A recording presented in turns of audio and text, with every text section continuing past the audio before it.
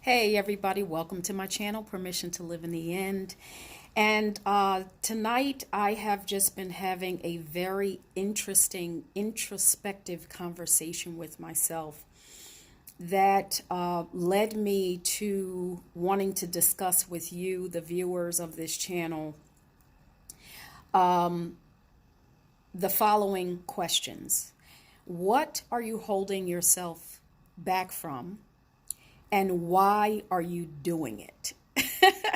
And I thought about this because, I can probably almost say that everyone has at some point done this.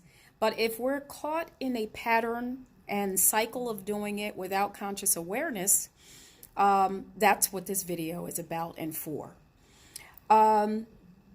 I am thinking about the fact that there was a time, because I noticed something about myself, that although I'm saying it here in the videos in different ways, as I was reading something about it tonight, I said, this is something that I haven't just said outwardly in this regard, even though you guys are experiencing it a lot if you're following my channel.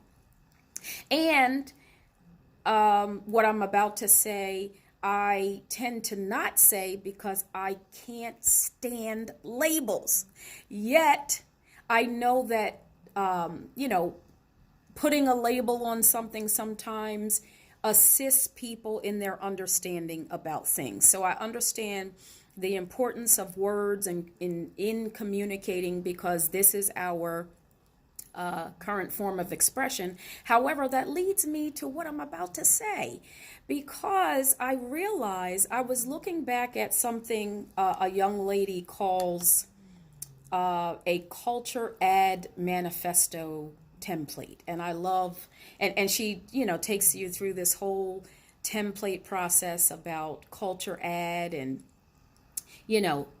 thinking back on your experiences and stuff like that. And as I was looking back on my experiences, what she challenges you to do is look at the common thread of everything that you're saying. And as I looked at the common thread of everything I was saying, I realized that I'm what people call clairaudient. And I realized, this is very interesting. Clairaudient being, I want to read it actually, because of the fact that I don't use the terminology, I'm going to read it directly because, this is what is being said. So it is saying, clairaudience is the capability of receiving an intuitive vocal message from the world of spirits or a higher being. Basically, you can hear beyond, sensory perception. And there's another clair that I have. I forgot the name of it, but I'm a feeler. So whenever I'm talking, whenever you're talking, whenever anybody's talking, I am feeling my way very naturally. It's what I do. And I tend to say, I felt this or I felt that. And the reason I'm bringing all of this up is because there was a time where I wouldn't allow myself to utilize those faculties, or not to not utilize them because I can't help but use them because it's me. But I held those faculties back when speaking to people, or, just in every interaction. I held those things back in my mind, in my state of being, not allowing that aspect of self to come forward, because my perception and my inner communication had to do with things that I had been taught, things that I had been told, just different things that help you to shun, certain things about yourself. Until I realized, wait a minute, this is me. Like, I can't help but do this. I can't help but hear, so when people are speaking to me, as a metaphysician, when I'm doing spiritual counseling, and a person says something to me and I say, so, what I'm hearing is, and then I'll repeat that back to the person else and they'll say, oh my goodness, because what I'm saying back to them is what I'm hearing from the heart as opposed to the actual words that are being spoken. And the person tends to marvel at that because they're saying, I didn't say those words directly. How did you know that? And I have always said, I can hear it. I can hear you saying that. Like if you were to type something out to me and if we're having a back and forth communication, let's just say, for example, coaching by email, and you're typing something, or I have a chance to read what you're saying, I can hear and feel what you're saying beyond the words that are written. But my point is that aspect of myself I used to hold back from myself. And Neville, I want to talk about this and give people, the permission or the space to come out and say, that's me too, because all of us have these enormous capabilities and gifts that are inherently us as human beings, because I believe that everyone has these various gifts. They call them the clairs, in some capacity or another. It's just a matter of whether or not you feel it as valuable and utilize it. That's how I feel about it. I could be wrong in my assessment about that, but I feel that if something is important to a person, then they will acknowledge it and they will cultivate it, or they will ultimately allow it. And we really need to discuss this, because, it's not just about what I think about it. I want to know what you think about it. But here's what Neville says. And this is coming from, here we go again with me not knowing, the Neville-Goddard Lectures, Volume 19. I don't know what page this is, but here's how powerful you are inherently, regardless of any terminology, regardless of anything. And our lack of understanding this is perhaps what is holding us back. It is what's holding us back. So I want to talk about it. The body you now wear is the limit of opacity, I believe that's the word, and restriction which you, all imagination, allowed yourself to reach when he says he, entered its skull. At that moment, imagination became a living soul. It is from this restriction that God can turn around and awaken, God being you, can turn around and awaken, allowing you to know that you are God.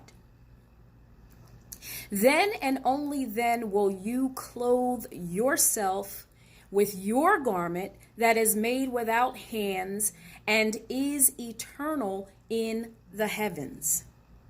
And then Neville goes on to say that in my first book, Your Faith is Your Fortune, I, in the beginning, was unconditioned awareness of being. This unconditioned awareness became conditioned by imagining itself to be something. The unconditioned awareness of being became that which it had imagined itself to be. So did creation begin. I was not educated and had not heard of Blake when I wrote those words. And this is, I'm going to stop right there, because there are so many things that are happening in so many people's lives that do not require, but that you get confirmation over and over and over again of your knowledge of whatever it is that you're experiencing at a particular space and time. However, we've been taught to trust something outside of ourselves. Trust something that you perceive as being greater because that's your assumption. And Neville is saying here that he didn't know anything about Blake, who was one of his mentors, saying any of the words that he had experienced in terms of unconditioned awareness and coming into an understanding of who he actually was as imagination and all of that. But he's saying, you know, he just discovered Blake only 6 years ago, at which time he found confirmation of what he had experienced and understood his words. And here were his words, Blake's words. The true method of acquiring knowledge is by experiment. And I consider myself a scientist of myself. So if I'm looking to understand something on deep levels, I say, you know, first of all, let's appreciate what Neville says about going into the silence, because you're going to hear so much information in the silence. But I like to use a phrase where I consider myself a scientist of myself. And in doing that, I allow the scientist of myself to come out and investigate, you know, what I'm about to understand and experience. So he says the true method of acquiring, this is Blake talking, the true method of acquiring knowledge is by experiment. And true knowing is by experience. So if you're having an experience, you don't need anybody else's confirmation. This is your experience. And he says, this I know to be true. That's Neville talking, saying he knows that what Blake said is true. And then he goes on to say, this is Neville speaking, in my experience, I felt myself to be spirit, yet I could not get through the wall. I moved only when I imagined myself elsewhere. I tell you, the real you is all imagination, and I invite you to test him. Take some wonderful goal for yourself or another. Listen carefully, and you will hear two hissing sounds in your head. The one on the left is intensely shrill, while the sound on the right is like an intermittent radio beam. Concentrate on that hissing sound. Then put on a friend's voice as you would a record on a player. Hear your friend tell you what you want to hear. So he's actually teaching you how to tune in. But he's already assuming you have that ability. He's telling you you have that ability. This is not just reserved for some special group of people. You already have these abilities. Now, you must believe in the reality of that imaginary conversation, for your thinking always follows the tracks laid down in your inner conversations. And look how powerful that is. He's saying once again that be careful. Believe in the reality of that imaginary conversation, whatever conversation you choose to zoom in on, for your thinking always follows the tracks laid down in your inner conversations. You are a speaking being, for you cannot think without words, audibly or inaudibly spoken. Believe in the words you have heard. Walk in that conviction, and they will be spoken to you on the inside, for imagination is forever creating reality. No intermediary is needed between you and God, for He is your very self. So I just wanted to stop by and invite a discussion about what are you holding yourself back from and why, especially after hearing the confirmation, if you needed one, although Neville just said you didn't, but to invite you to trust in who you are and invite you to ask yourself the question, after understanding and knowing who you are, What are you holding yourself back from, and why? I thank you very much for engaging in this powerful conversation that I know we're about to have. And I just look forward to your comments and whatever you have to share. Thank you for stopping by my channel. Thank you for watching this video, and I'll see you on the next video.